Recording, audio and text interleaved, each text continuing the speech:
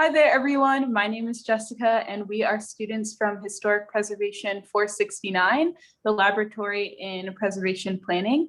And today we will be discussing the projects we've completed this semester, as well as the importance of communicating preservation planning to the general public.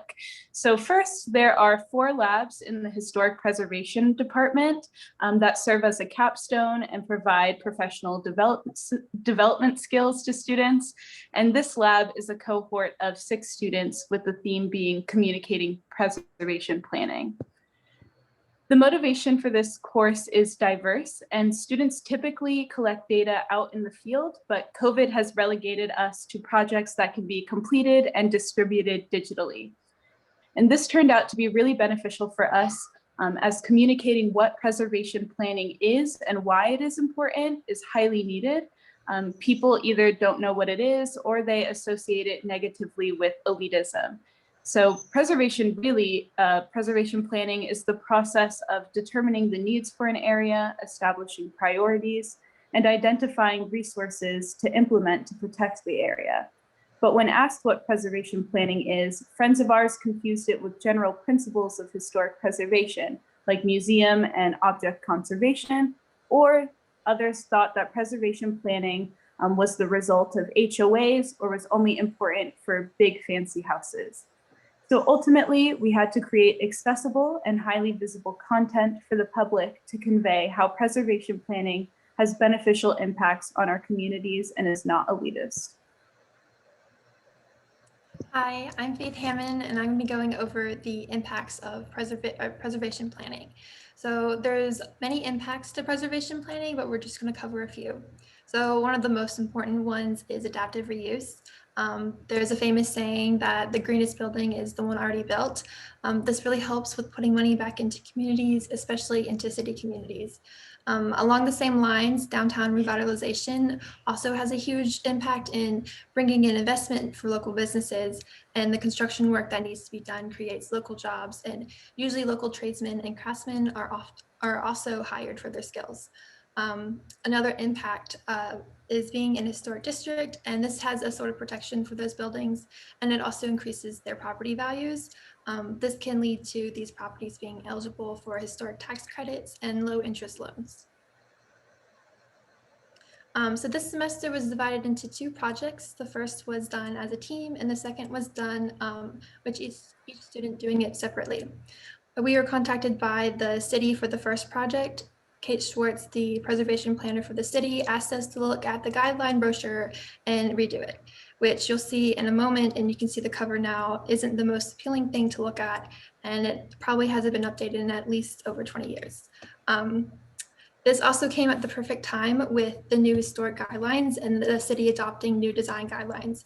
So this is where we came in and to do some updating and upgrading.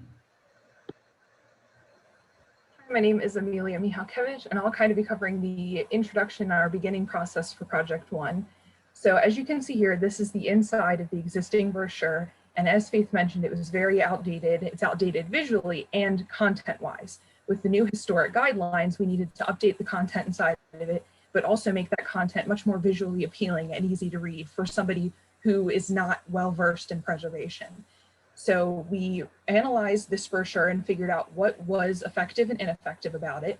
And then we also researched brochures from other areas to find some effective design ideas that we could incorporate into our own designs. And so then those designs, which you can see here on the next slide, this is the outside of the brochure. And so the 2 panels that you see on the right there are the covers. We created 2 separate brochures, one for homeowners and one for business owners. And we made those covers to be similar, but differ just slightly with the colors and titles so that they will still be cohesive, but have that same visual appeal, but be able to differentiate between them. And then the 2 back panels there, we kept the same on both brochures because it was information that overlapped between both the homeowners and the business owners, with information like the timeline for approval, how to get approval, and what exactly you do for that and who to contact. Hi, I'm Kyanne Holman, and I will be introducing the inside of our pamphlets. You'll notice the inside of our designs also mirror each other. However, colors and information presented do vary based on the needs of homeowners versus business owners. We chose the final information based on what the City of Fredericksburg Architectural Review Board faces questions on most. For residential homeowners, the main questions were about windows, doors, roofing, and fencing, while commercial business owners typically had questions about signage, lighting, awnings, and shop doors. After deciding on what information to include for each brochure, we had to decide what design elements would keep readers interested and not overwhelm them. We decided using line art icons instead of photos would allow diverse access as well as keep visual details abstract. The lack of photos also allows our design to age with the new branding designs of the City of Fredericksburg. Once we decided on specific design elements, but before we settled on our final design, each student was given a chance to create their own design, which we then went over and together deciding which parts we liked best and combining them all. With some fine tuning, we had a final design relatively quickly after each initial design was submitted. So we started with a black and white outdated brochure, and by using Adobe Creative Cloud apps and Google Workspaces as a remote team, the 6 of us plus our lovely professor were able to create a refreshed, colorful, and friendly set of brochures for the homeowners and business owners of the Fredericksburg Historic District. As a team, we worked hard, learned from one another, and cultivated our skills on communicating historic preservation to the general public through creating written materials that are easily digestible. At this time, we would like to thank Ms. Kate Schwartz with the City of Fredericksburg for bringing us this project and allowing 6 budding preservationists to engage and create.